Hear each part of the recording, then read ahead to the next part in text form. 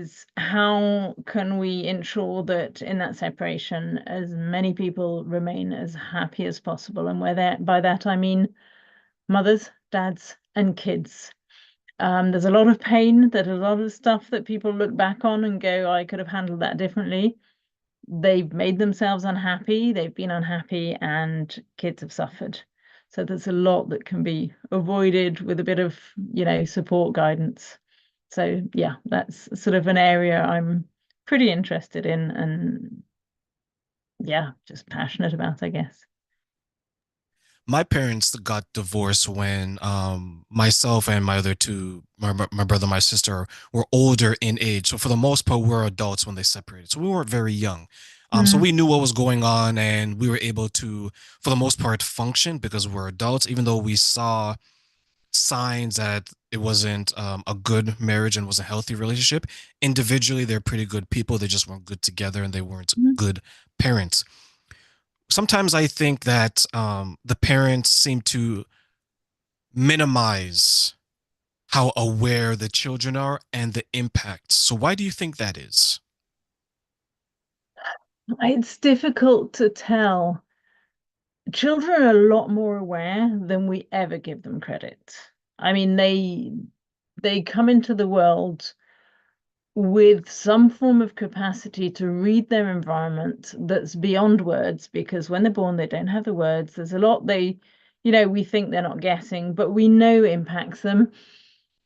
And even maybe before birth, there's quite a lot of research around in utero and so on. So first of all, we don't know how much they're picking up, but we certain one thing we can be pretty sure is they're picking up more than we think possible. And then everyone, every human being, parents, non-parents, children, you rationalize things to make them livable for yourself.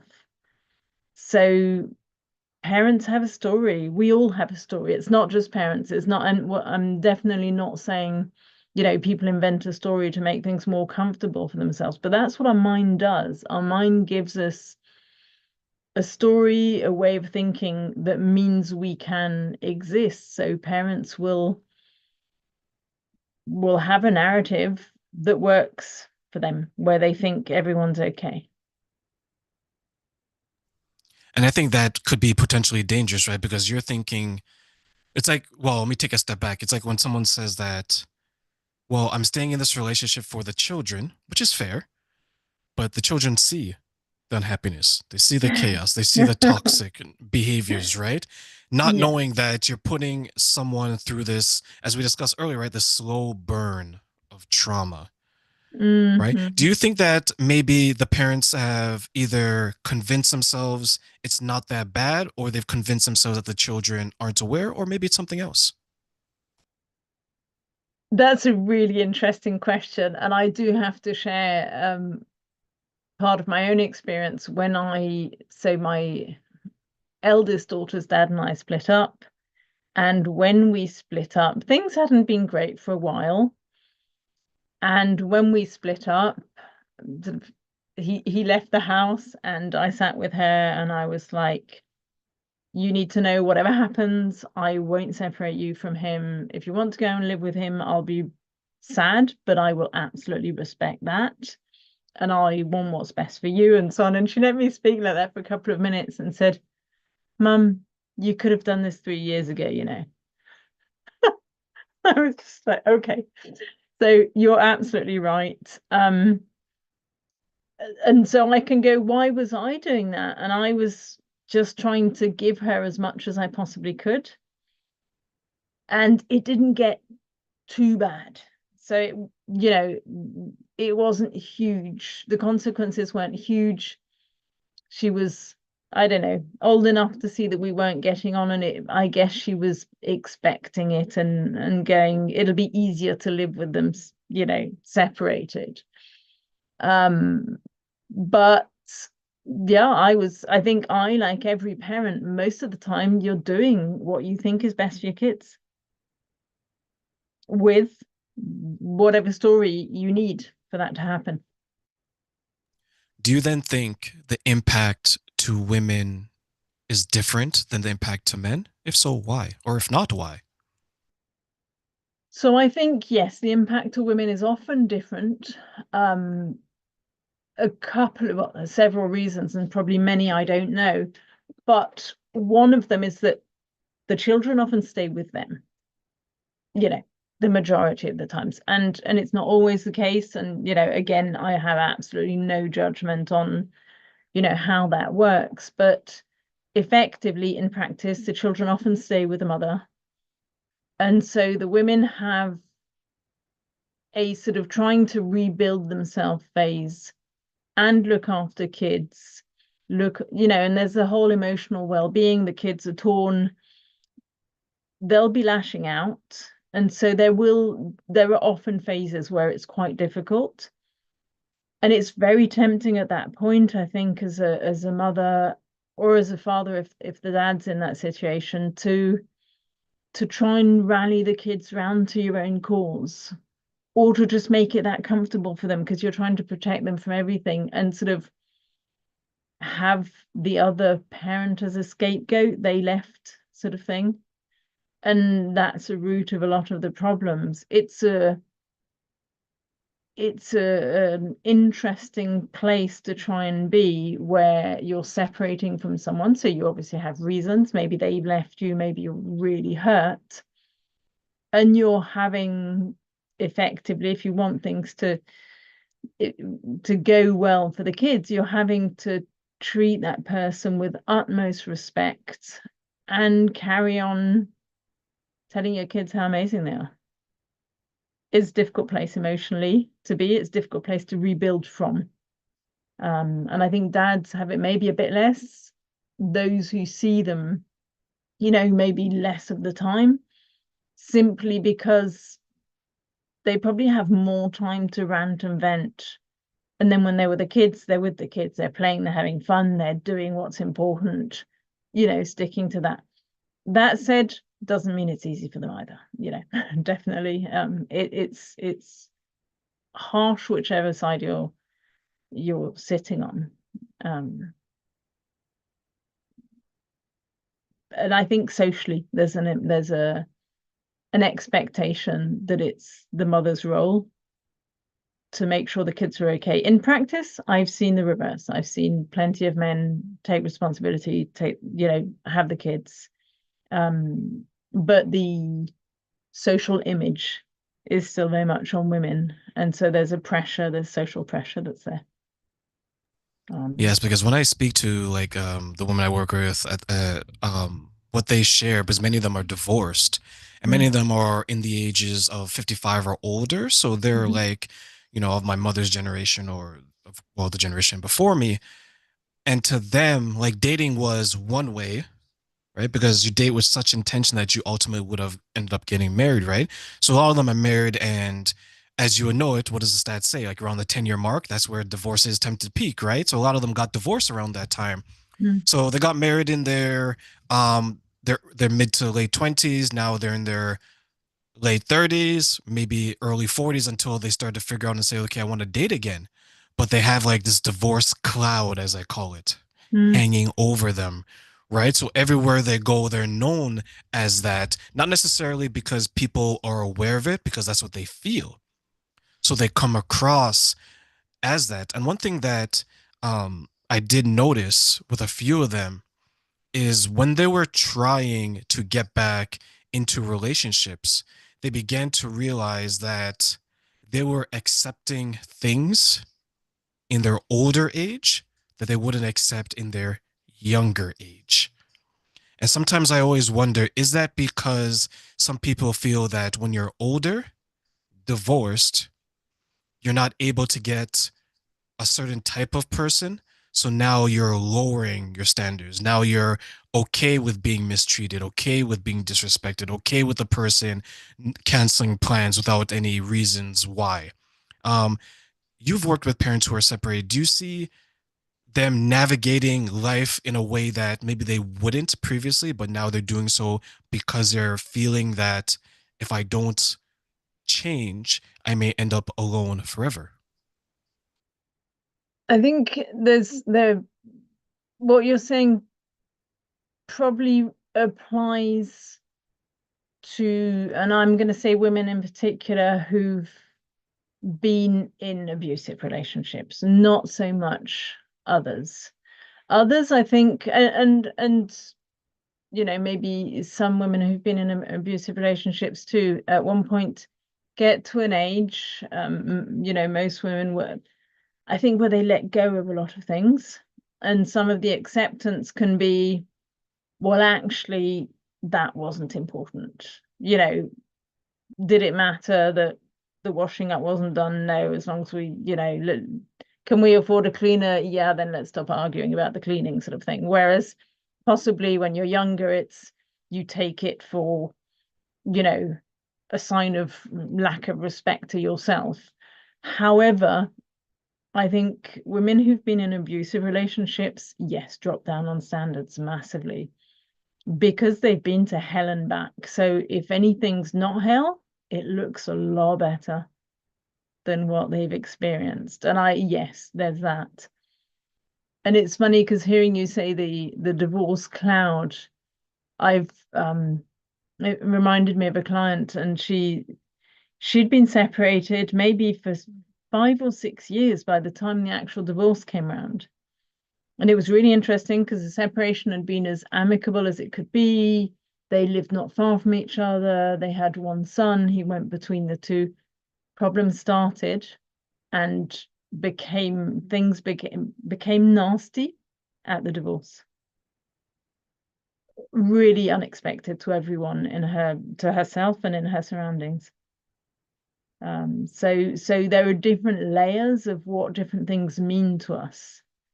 But I think, yeah, there's a difference. If people have been in abusive relationships, once they recover, I think it takes them a long time to regain their expectations, what's good for me and what's not good for me. I think they're happy if they're safe. Do you think then in the domestic violence situation that they're compromising being alone versus finding someone else? And the reason why I ask that is if you're escaping someone that is mistreating you physically, emotionally, verbally, mentally, financially, you escape it. All you know for how long that has happened is the mistreatment, is the abuse. Now here comes this other person that is different, maybe in one way, maybe in 5 ways, but they're so different that they're different enough that they don't at least remind you of that person. So that person who you fled, they could have had the nice house, they could have had the nice car, they could have been financially stable. Now this other person, they're not financially stable. They're job to job. Sometimes they're unemployed. They're sloppy. They play video games all day long. They ignore you, right? But none of their behavior triggers you in a sense because it doesn't remind you of the abusive person. Could that be one of the reasons why they settle for those types of people? Yeah, it could be. It could be the fact that it's not, they don't put you in hypervigilance, so you feel that you can breathe. That said, somebody who plays video games the whole time, potentially you're potentially moving towards a form, I would say, of neglect. Somebody who denies any form of attention to the person they're with, you know, it can be very manipulative. So that one I'd go, but yes, definitely, you know, somebody that they'll probably mostly turn towards someone who won't remind them, but also coming out of that kind of relationship, the person's self-confidence is, I'm not going to say inexistent because it's always existent, but it's not in a good shape. So they don't see that they're worthy of anything. It's a bit like taking the scraps. That's good enough because they don't see that they're worthy of anything else. And I think that's probably more the challenge is rather than questioning who they want to be with, the type of relationship they want, they will go for whoever wants them. How can then these men and women who are experiencing this regain their confidence and regain their value? Through, I'd say, support. It's very difficult to do it alone. And it's long and it's hard work. I'd say it's a bit like, a bit like recovering from depression. You have to want to do it. That said, for having supported a number of people, it takes it's not a 2-month fix. It takes years. But when you see them years later, you go, wow. Because then they come with the wisdom and the strengths, and I think that's where the support is important. I've done a lot of coaching around the strengths they've actually developed in those relationships. Those survival mechanisms are huge power, and it's just translating them into forward power rather than resisting and survival power.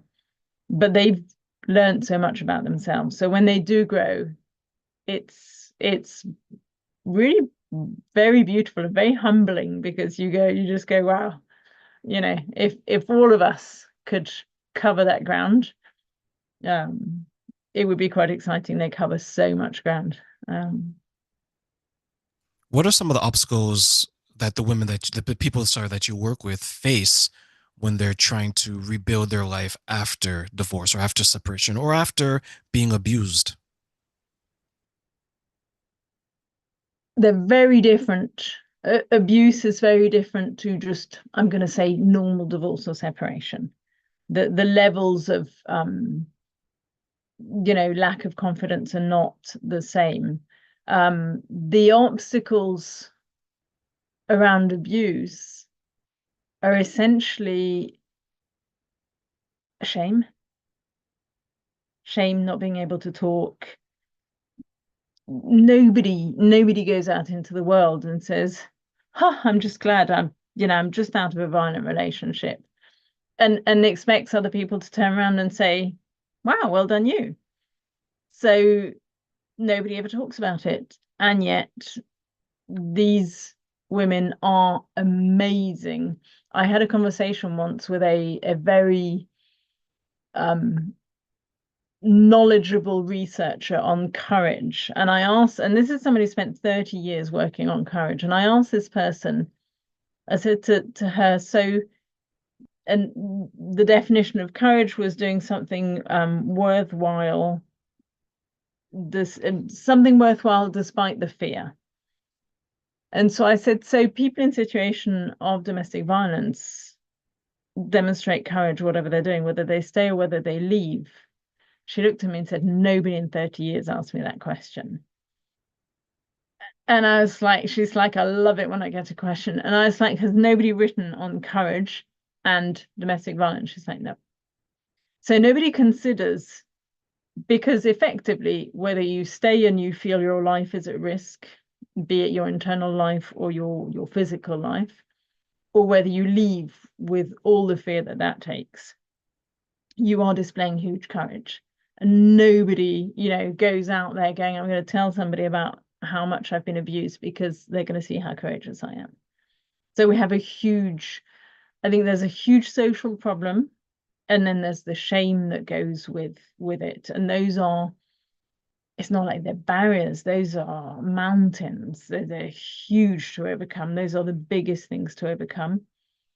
For women who have separated, who weren't in a particularly abusive relationship, but the separation's gone wrong, the barrier is effectively the managing to separate, to understand where feelings come from, and to not expect other people to resolve that. So the barriers, pretty much, you have to take charge, and you can't blame for long, and that's why you need support. because of course you start by blaming. I remember when I was going through psychoanalysis when I split up from my eldest daughter's dad, and my psychoanalyst said to me, so you know you're 50% responsible. And I was like, what do you mean I'm 50% responsible? And he was like, well, there are two of you, so by definition you're 50% responsible. And that sort of stayed with me because that's the truth of it. And we don't want to see that. When we split up, we think it's the other person's fault. Because if they'd been who we wanted them to be, and it's who they wanted. And so many relationships start, and this is outside, abuse situations. So many relationships start, and you see the other person as perfect, but that's your perception. You put them on a pedestal, you think they're amazing, and then life happens. And the 10-year mark is often 2 kids along the line.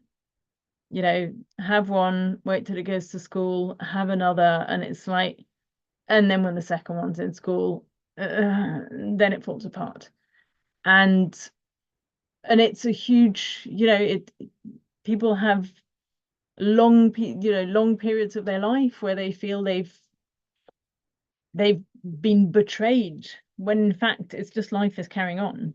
But it's very difficult, that transition. It takes time. I think everyone can do it if they're out of a normal relationship. You can do it on your own, but it'll take years. Yeah, And like in when the you look meantime, at they're kids. yeah, to your point, right? Lucy, like when you look at like a breakdown of a relationship or a marriage, it right at the beginning of it, it's a betrayal.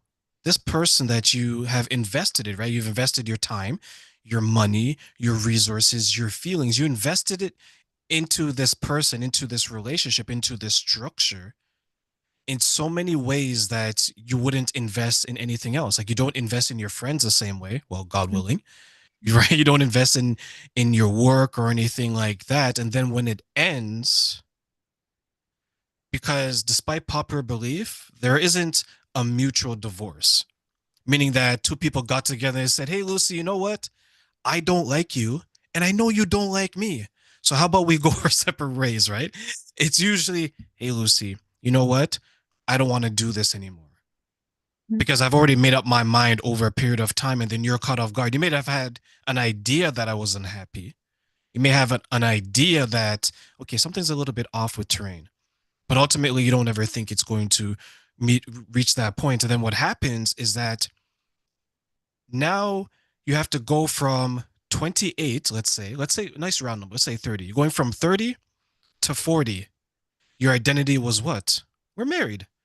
You're a wife, I'm a husband, you're a mother, I'm a father. Age 40 now, you're no longer a wife. I'm no longer a husband. The social impact, right? I've heard stories of people who've divorced. They refuse to even tell people. Like, oh Yeah, no, I'm still married. Yeah, you know what? Oh, Johnny, he's good. Johnny's been gone for like 10 years. absolutely. Right? Right? But they still make up this life. They still craft this life. So when you mention the social aspect, why do you think so many people then get caught up in the social status of the marriage, meaning that, okay, I'm losing my social footing versus, you know what, I'm doing this to be happy and to lead a better life?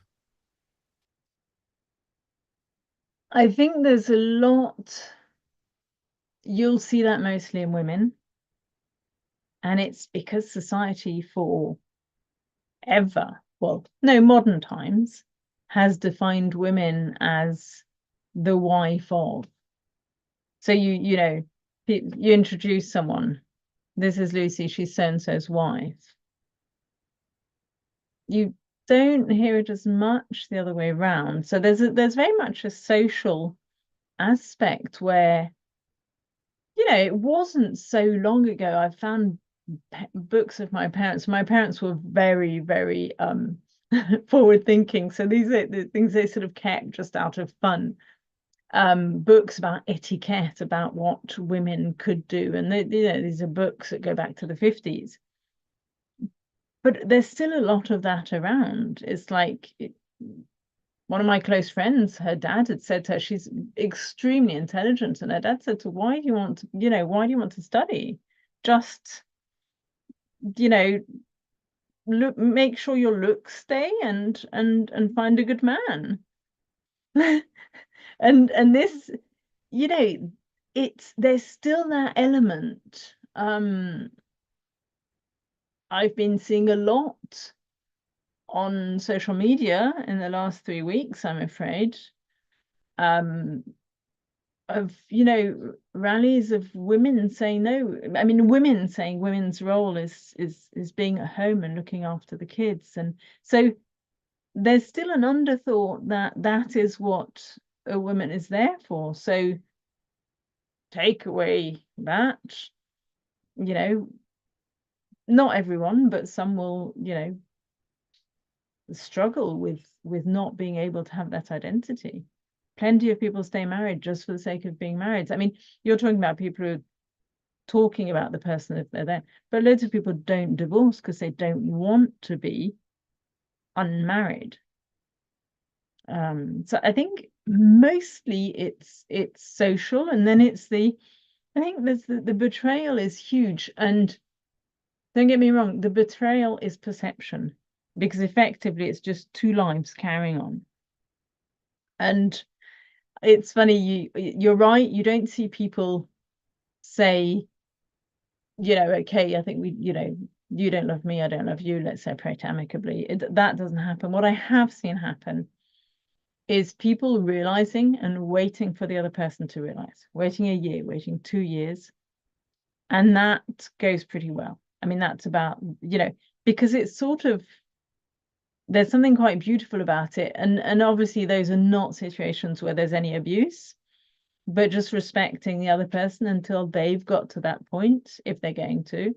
So I'm guessing you respect them if that's the case. And I have seen people, just take the time to think it through and so on. But mostly, I'd say 95% of the time, separation, somebody's pretty hurt. And it's not normally pretty. There are these rare cases, but yeah.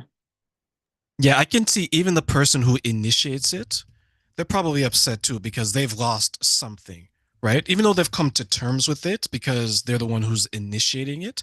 But the person who's on the receiving end, it could be quite devastating. And especially if they're not able to let go. Like you see online, right? All these jokes that, well, we're never going to divorce. The only way you're going to leave me is if you pass away, right?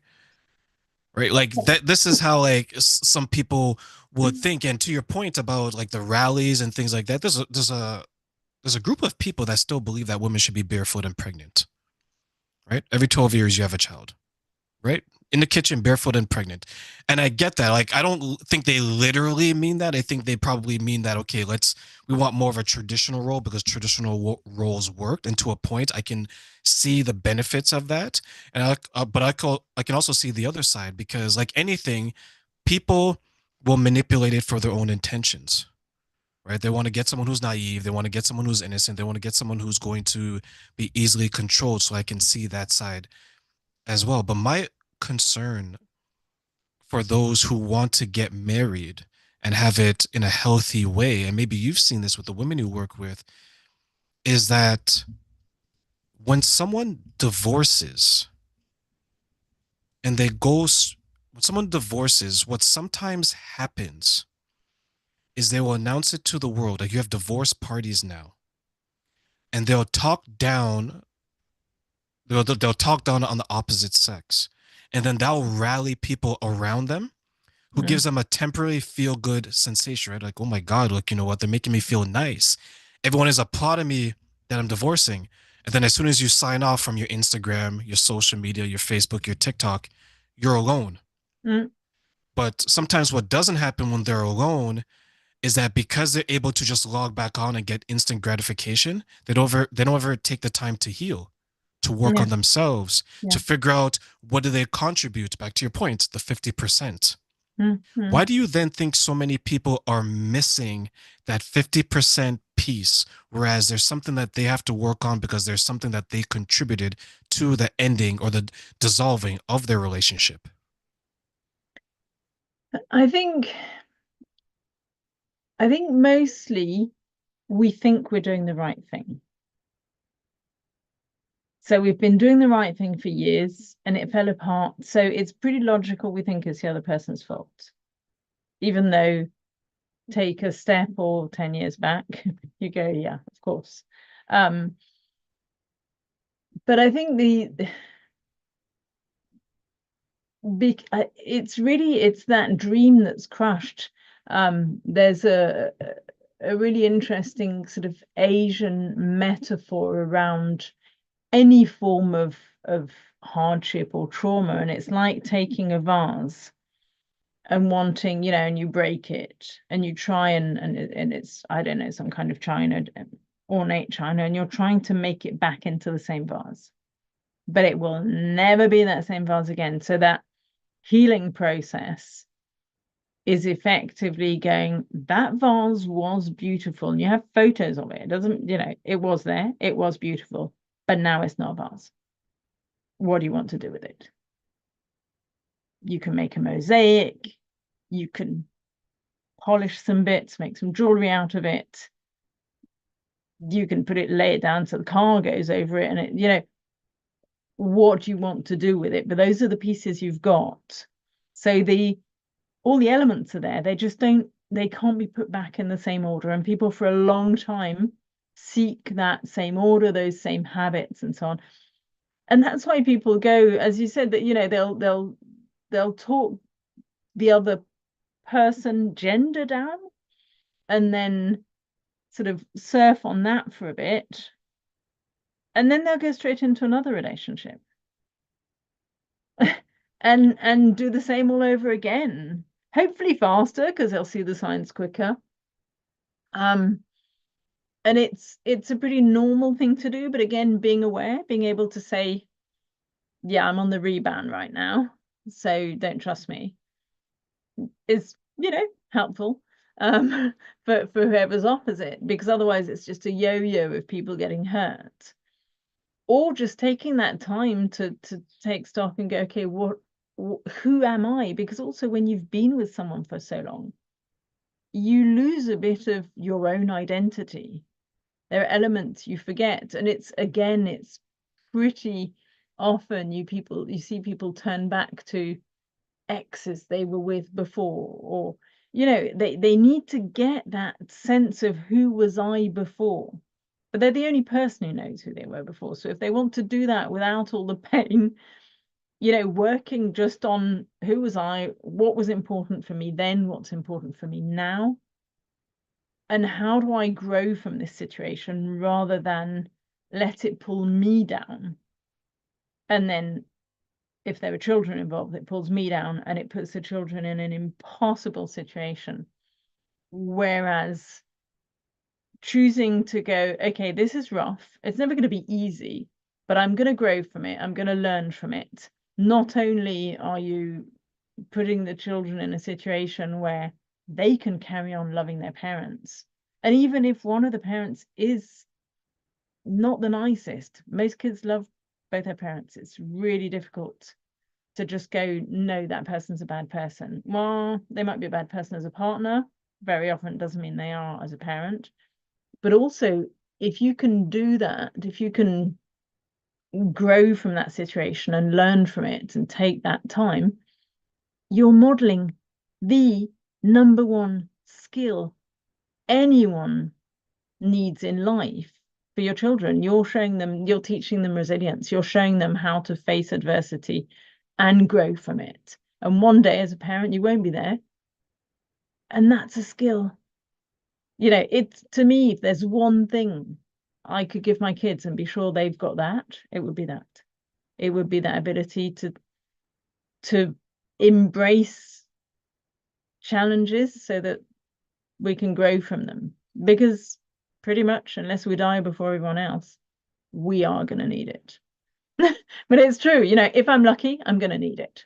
If I'm lucky, I'm going to need some really good resilience. So being able to model that for your kids, so turning what can be pretty traumatic as a separation into growing and the biggest gift I can give my children. And that's, yeah, that I think that's what motivates me most, is going, we can completely change the conversation.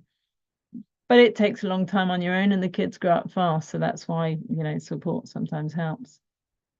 Reminds me of those two things I see online where women will say that I choose the bear over men because the bear is less scary, or when someone says that the best way to get over someone is to get under someone.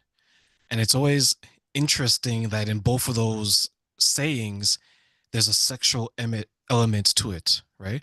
Mm. It's, I don't want a relationship because it's not because I'm the problem, it's because everyone else is. But to your point, right? There's something about a relationship that I still want. I still want the sex. I still want this, right? So what they do is they don't necessarily ever connect on a emotional level, intellectual level, a mental level. It is strictly sex, sex, and more sex. When someone is working with you, what are some of the boundaries that you help them to create to ensure that they're on the path to a healthy recovery and a healthy relationship versus just satisfying some of the more basic desires, which can just complicate them overcoming their past trauma? Mm. So that's a really interesting one, because one of the things really is, what's the need behind everything I'm feeling? So, you know, working on, you maybe from a man's perspective, you're saying it's sex. I would say it's trying to build up a level of self-confidence again. It's show me that I'm not undesirable. I'm not sure it's so much about the sex. I think it's more about the, I'm at a stage where somebody's told me I'm not desirable. Show me I am. So I think that's probably where they're coming from. And the element there is going, okay, so what is it you need to know? You know, what's the need behind that? And it's elements of self-esteem, it's, you know, self-confidence sometimes, but mostly self-esteem. And looking at, okay, what, you know, what are your values? What aligns with that? Because effectively you'll find that a lot of women, yes, there's the rebound. Does it help them? No. You know, and that's the thing. They do it and then hate themselves for it, or decide they want to go back with their ex anyway, or hate men even more, if we're talking about women and heterosexual relationships, of course, because there are many variations of what we're talking about. But yeah, it's the main support is acknowledging what you're feeling and finding out in real human terms what your needs are behind that, and working out how to, you know, who you're expecting to meet the needs. And that's where the ex is has become the devil, because they were meeting those needs and they're not anymore. So who's going to meet those needs? And in fact, do I have to meet them myself? You know, do I have to work with them myself and meet them? Because Do you that, think, yeah, do you then think the women know that's what's happening? That no, they're, know that they're building up themselves? No? Why do you think they don't know? it's tough. It's really, honestly, that's why it's something to do with support, because there comes a point you're faced with your past, everything you've believed in. You feel stupid at best for having believed in it. It takes a while before you go, no, actually, I came out of this, you know, a better person. I came out of this with experience. That's what I needed to do at that point. So it's really difficult, faced with nothing, sort of embarrassment at best from the past, nothing you can see in the future. And the only person really able to do anything is you. You want everyone else to change, but they can change as much as they like. I mean, for one, you can't change other people. And it really is, you know, when you speak to people in separations, they want the person to be as they thought they were. But effectively, they are who they are at that point, and it's heartbreaking, but it's true. So I think it's that moment in the middle where it's really uncomfortable. And when my eldest dad and I split up, we shared the house for a while after we split up because it was fairly amicable as you can make it. And then for a while, we would move house, not our daughter. So she stayed in the same place and we moved, sort of. And so we would chat on a regular basis. And I remember him saying to me, I've wasted 10 years of my life. And I said to him, you know what, if we hadn't split up, I'd leave you just for that. And it was just, but later I've often thought of that. I mean, that him saying that has come back to me so many times and gone, that's so sad. It's really sad. And I don't ever feel I wasted that time. And I think if you can acknowledge that what you did it's being gentle with yourself. It wasn't mistakes, it was a process. We live lives, we make decisions. We'll never know which was the best decision because we've always made one by the time we know the consequences of it. So we do the best we can, muddle along, and have to be quite forgiving with ourselves to be able to sit in that space. And again, that's one of the things we struggle to do, is to forgive ourselves for what we see as mistakes. And in time, and I guess that's a growth process, you just see as that's what made you. And we get that to a level with people who've been through forms of abuse. And that's fascinating when you see them go, yeah, but if I hadn't been through that, I wouldn't be this aware. I wouldn't be the person I am. And so it's always that point where you go, okay, someone went through this, they came out, they grew, they say it enabled them to be great, but we still never want that for our kids. I mean, I had family when I was little who used to force me to smoke my dad's cigars, and I've never smoked because of it. Because from a young age I was suffocating on cigars in the woods when they all were being mean. Would I do that to my kids? Did I say to my kids when they were 3? Because effectively it's pretty good that it's meant I've never smoked. It's a challenge I've never been faced with, which a lot of people are. But I still haven't put my kids through forcing them to smoke cigars when they were 4 to make sure. Do you see what I mean? It may have benefits, but I still wouldn't do it. And so, there's that balance. Once you've been through the stuff, be it abuse, and then on a lesser level, separation, it's so worth doing the work because you come out so much happier. With abuse, it's tougher.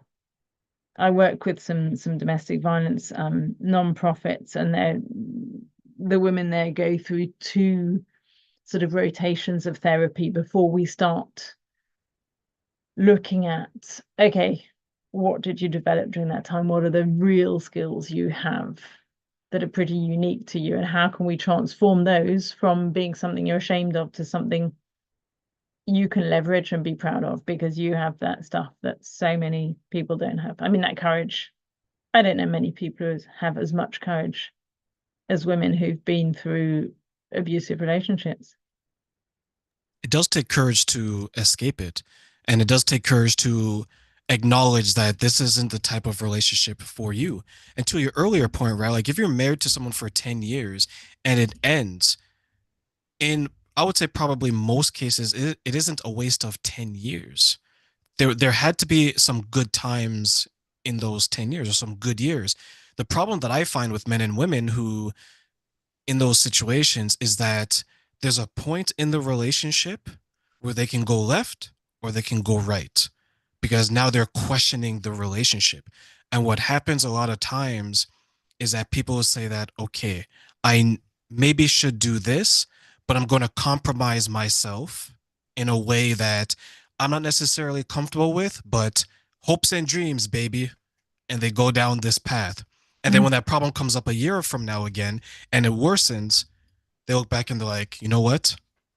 September 2021, I knew I should have stepped away at that point. But I've Yeah. given another year. I've given another 2 years. I've given another 4 years, 5 years. And what happens sometimes in those situations? They create a kid. So now they've created a child, Hmm. not when it was at its best, but when it's at its worst, Yeah. compounding the trauma in the relationship. So Yeah. now, if it's a young child, what do? Well, I don't want to divorce. My child is only 4 years old. They stayed it for another 14 more years. Hmm. So now it's Absolutely. gone from what should have been 5 years to 10 years to another number of years, Yeah. right? So, how can they honestly overcome all of that? Because when they come out of it now, they're not 20 years old, they're not 30 years old, they're probably in their 40s, Hmm. but they have all this baggage. Hmm. Like, share with us, what are some of the ways that they can overcome that and maybe understand that it doesn't define who they are and it doesn't define their future? It's just a chapter in the book of their life. Yeah, it's a chapter in the book of their life. It's, when you're talking about that kind of situation, you have different levels of maturity. At the start, as I said, people mostly are doing what they think is right. So yes, they think back to 10, 15 years before and go, I knew I should have left, but I stayed. But they made that choice. They did, they lived 15 years. So it was meeting some of their needs. And sometimes, and I think, from what you said about the people you work with, you will, some of those needs are come from bad places. Let's so it's recognizing that, you know, there was some of the that we were dealt a bad pack of hand, a bad hand maybe at the start. I don't know, because a lot of women who've been through domestic violence, you can go back to trace them back to kids and they were abused as kids. So, they're meeting some of their needs in whichever way they know. So when they manage to come out, the first thing is to acknowledge the huge it's enormous. I don't know many people with that courage, is to go, okay, do you realize how amazing you are? And now what's it taught you, because you have experience and nobody else has? And what do you want to do with that? What would be the best life to live now? So yes, you've had, it's taken up to your 50 or your 55 to suddenly go, wow, what came out of it. When they were kids, people love their kids. That, it's very rare for people who have kids, especially mums, to have kids and regret what it took to get there. So kids are often a huge, here's the future. The challenge being, sometimes they've given up so much for their kids that they then have transferred that expectation over to their kids. So it's when the kids want independence or become parents and want to do their own thing, and you've got the mum who's just there. I gave up everything. I had it when I was a teen. I remember seeing my friends' parents, the ones who split up and the ones who didn't split up, to be honest, saying, we're doing everything for you, what we're doing is for you, or I gave up everything for you. So the risk is that the mother's going to move that over to the child, and that's what you absolutely have to avoid. It's parents have to stay parents, and even if they're single parents, they have to let their kids be kids, and they have to be parents, and that requires having adult interaction. So one of the things is making sure you meet people, not to be with them, but just meet people and have conversations, the conversations you need, the emotional support and so on. And there's always, as long as people are alive, there's stuff to do. There's, you know they they have so much to work with. And that's why I love supporting them, is because it can go so wrong, but it can go so right. You see amazing things happen. And just, yeah, it is the acknowledging that what they did, their choices they made because they thought they were the right choices at the time. And even if you were uncomfortable with a choice, there's a book that's just been published, which is quite interesting because it's about, I think it's called Defy, and it's the power of no in a world that demands yes.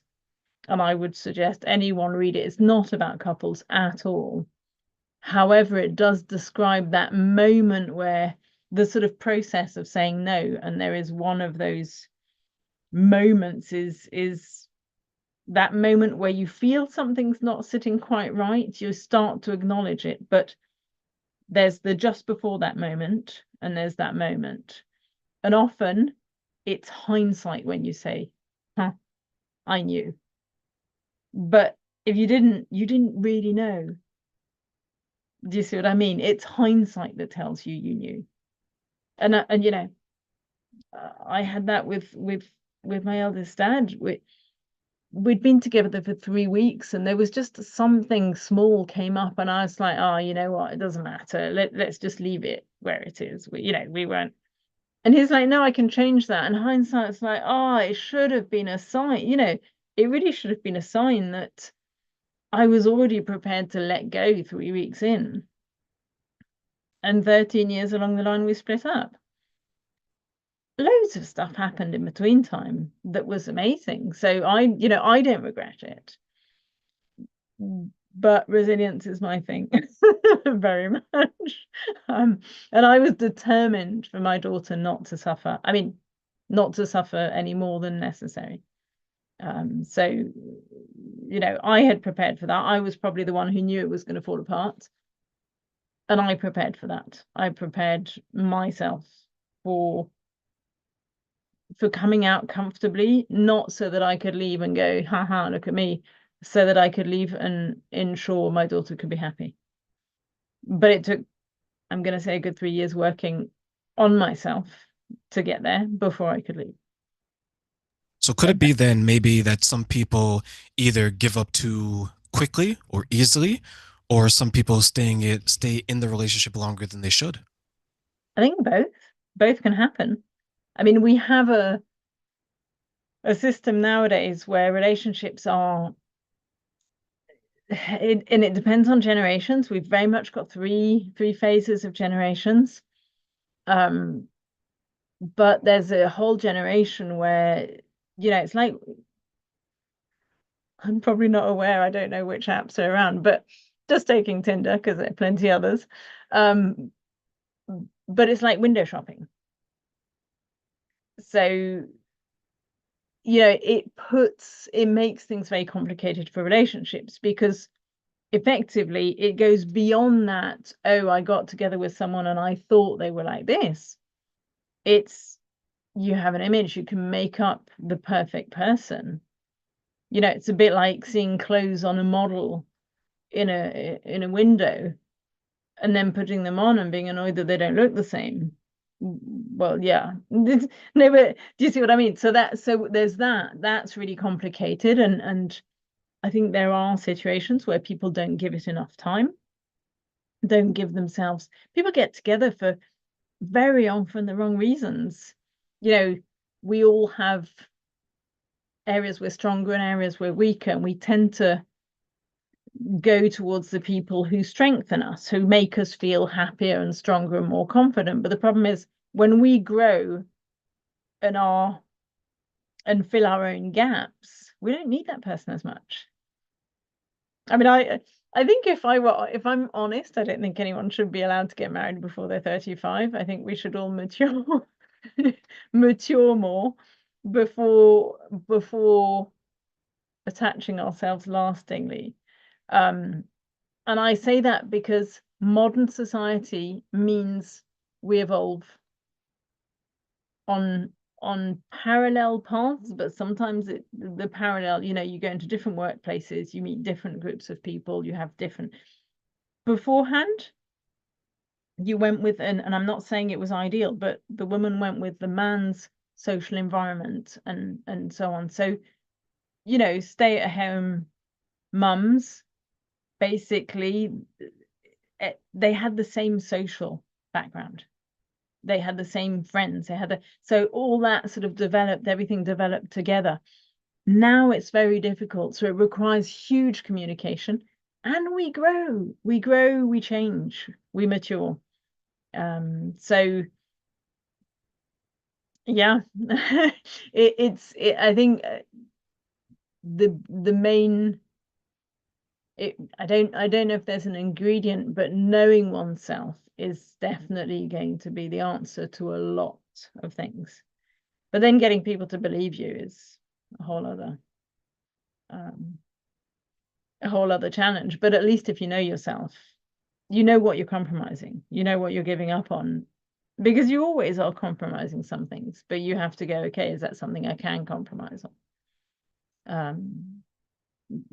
So, yeah, you'll have some people will, yeah, it can really go both ways, I think, in short. Yeah, I think what we need a little bit more of is probably more training before we get married. That was something, if I remember correctly, I know some religions do that and some different cultures do that. I think that would be beneficial. To your point, people are getting married older in life. There's a point in time, remember, people got married at 16, 17, 18, right?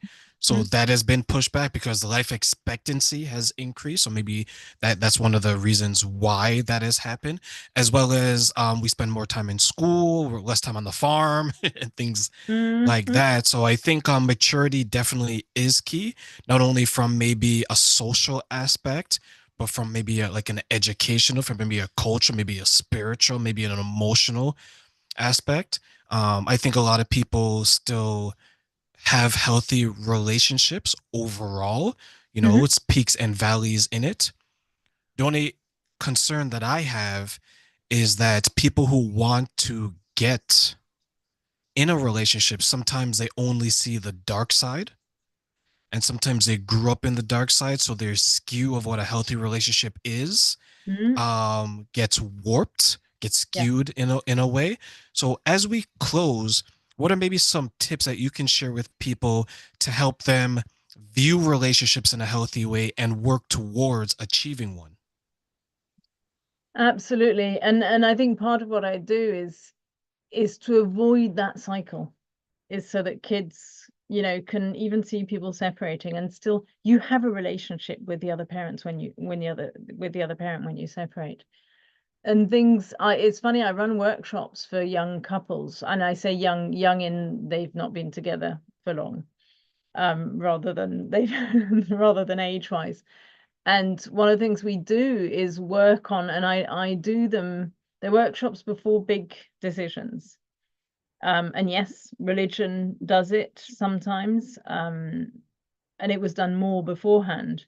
But it's basically going, okay, what are my strengths? What are your strengths? What are we missing between us?